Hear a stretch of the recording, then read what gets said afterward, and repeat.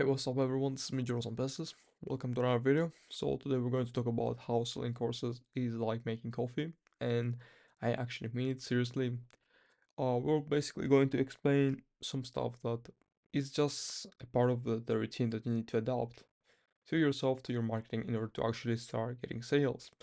And this is like a very, I would say like a weird way of putting this right. It's basically like taking something that you're so used to and then just adapting it into another discipline, which is of course digital marketing, your courses.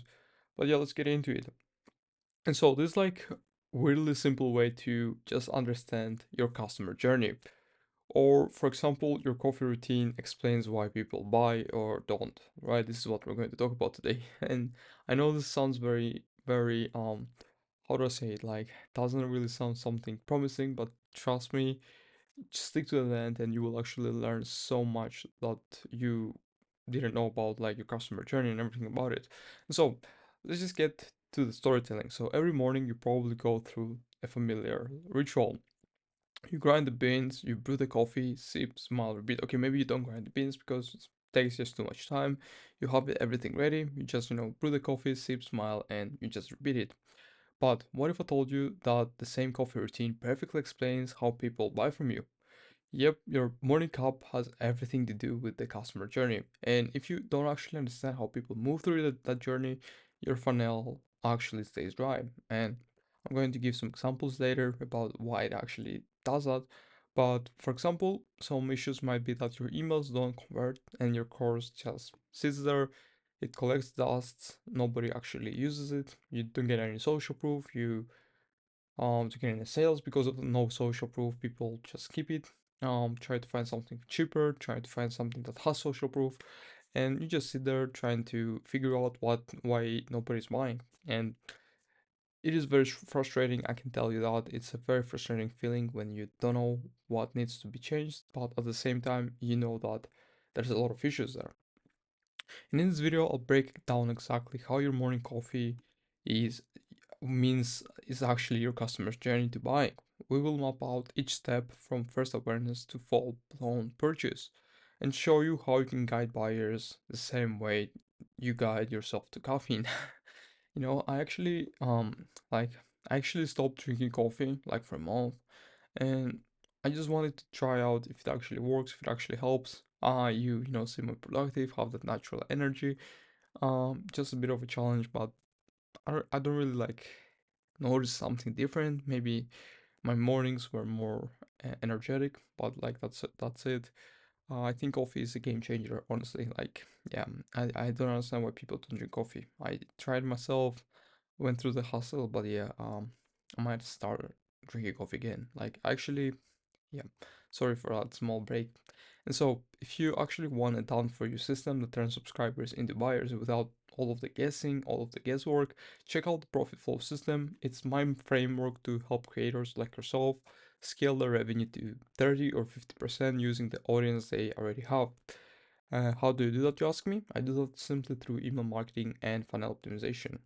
Very simple, and a lot of people mess these steps up or they don't want to optimize it, their email lists, and so they basically just sit there, again, collect dust, and people miss on basically the 80/20 of their revenue. That's what email lists are. They're basically the 80/20 of your revenue if you know how to optimize them. And so if you want to check it out, the links in the description. And so let's get straight into the video. And that think most creators think people just click and buy, right? They maybe buy on emotions or logic, but that's like the action, right? Click and buy. But customers are machines. They need time, they need nurturing, and most important of all, they need the right experience at the right time. If you don't guide people through the process, it's like handling someone raw coffee beans and expecting them to smile and say thanks. Of course, if it's someone who already has a machine and knows the process, then of course he will say smile and thanks. But if it's someone who doesn't know what to do with this, he just going to be confused. And that's 99% of your customers. They don't have the stuff and you expect them to have. You need to take them from curiosity to caffeinate. So let's break it down. Step one is actually awareness. So, in other words, smelling the coffee, right? Giving the taste. Before you even grind the beans, what hits you first? The aroma, right? The scent, the curiosity. That's what awareness looks like in marketing. It's the hook, the first piece of content, the scroll stopper, as we like to call it. Let me take a sip. Some examples here could be a Reels video that makes people pause and think about their current situation, that reminds them of their pain, and just, delivers that scroll stopping emotion. A tweet that makes people think again about their pain, about their current situation, frustrations, maybe their transformation that they're waiting to do. A lead magnet that makes them click. So something that actually shows them the process of your mechanism working, putting it in action, deliver some results, deliver some quick wins, builds the momentum, and people just get excited. They have adrenaline momentum. They say, "Oh my god, this is actually working," and that's how good lead magnets are created, ladies and gentlemen. And your goal is to basically smell the coffee and stop the scroll. Hopefully that makes sense for you.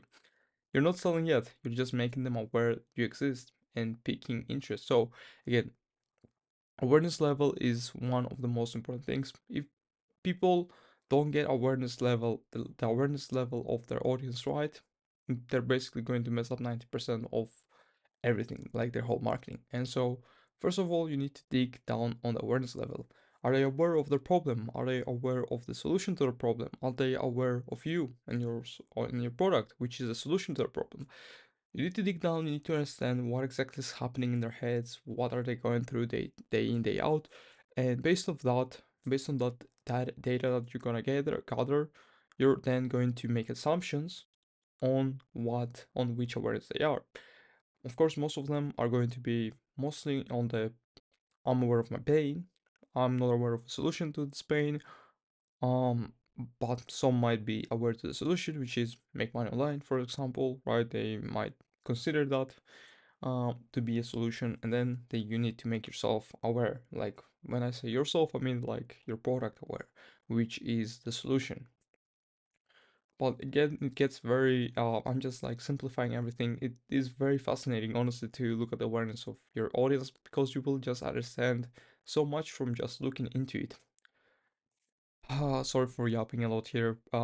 Step two is nurturing. So this is where we're going to grind and brewing our coffee. Next, it's grind time. This is where magic happens, but most people skip it. And I'm gonna tell you exactly why. They basically try to serve cold, unbrewed beans and wonder why no one's buying. So again, this all comes back to the awareness stage of our customer or our customer journey. Um, so for example, grinding would be segmenting and personalizing, and brewing email nurture sequences. So again, this all goes to email lists.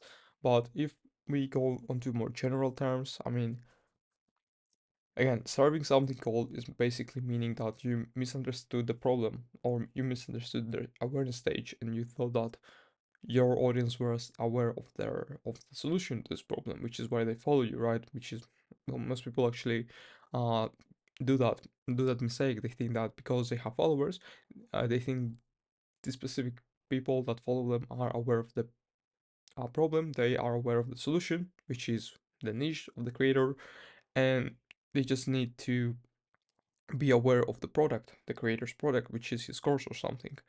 And so they basically try to pitch the solution, the product, but they need to do more stuff right before that. And this is where you build trust, share stories, solve small problems, and help them feel seen, heard, and understood. This is basically the part of the journey where your content depends the flavor. Without it, your sales feel rushed and people kind of bounce. They kind of like burn out a lot and they don't want to buy something from you. Step three is conversion. So again, this is where you will start making some of the sales. The coffee is brewed, the smell is incredible as always, right? And now it's time to sip. So this is basically the conversion moment. This is the sales page, the email call to action, the DMs, trying to maybe book a call, try to get someone on a sales page, and this is basically where you put again a lot of work. But here's the catch: if you messed up the grind or skip the brewing, I'm talking about these stages, the nurturing, right? Nothing is going to work. The sip just falls flat. But if you did it right, they take one sip and go. This is exactly what I needed. This is basically where you when you serve your product. When and that's when they buy, right? So if you kind of didn't get it, so what I've talked about here is that you nurture, you basically understand, wait, you understand their awareness level, which awareness they are, then you try to nurture them to the right awareness level, which is, of course, make them understand the solution to the problem and make them understand that your product will be the solution, is the solution to, basically, yeah, hopefully you understand it. And then you, of course, sell the solution, which is your product. And then we have intention. So, step 4 is the refill. Great coffee, you don't stop at one cup. Of course, it would be the best one to just stop at one cup because you'll kind of get addicted afterwards. I never actually went more than once, one cup. But yeah, speaking of coffee, let me take a sip. So you basically go back for more. Don't do that. That's a very bad advice. But do that again if you like that. Not my. It's very subjective.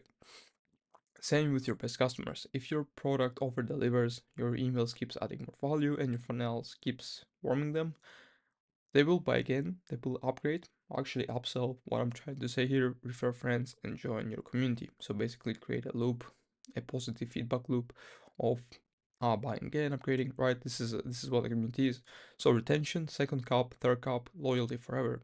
This is the cheat code, retention. And yeah, what I want to add here is that how do you retain customers? How do you retain people?